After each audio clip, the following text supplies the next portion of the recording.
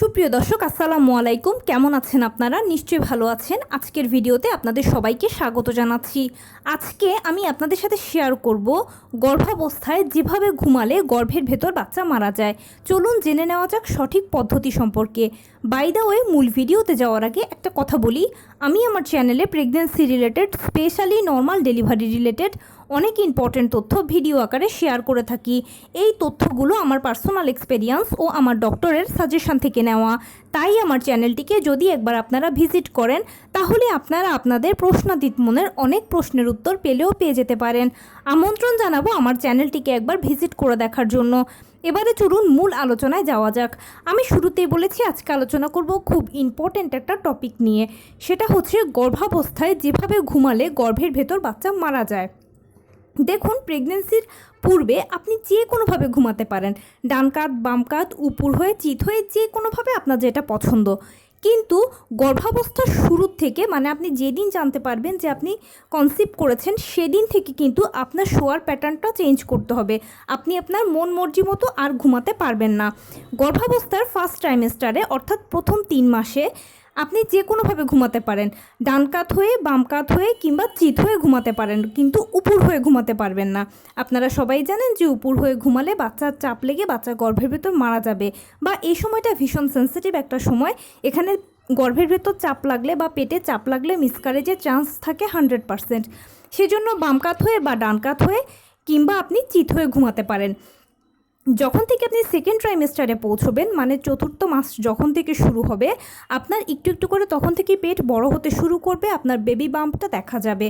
ওই সময়টার থেকে আপনাকে কিন্তু বাম কাত হয়ে ঘুমানোর প্র্যাকটিস করতে হবে।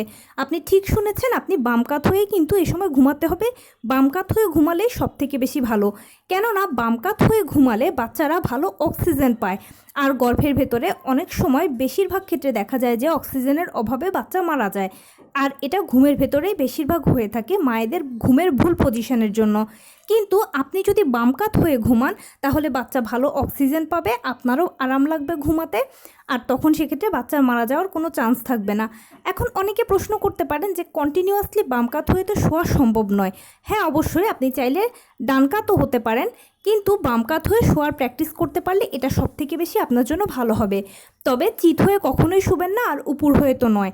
কেননা চিত হয়ে শুলে হয় কি, বাচ্চা একদমই কোনো অক্সিজেন পায় না, আর এর ফলে গর্ভের ভেতরে 100% মারা যাওয়ার চান্স থাকে। সেজন্য বাম কাত হয়ে শোবেন।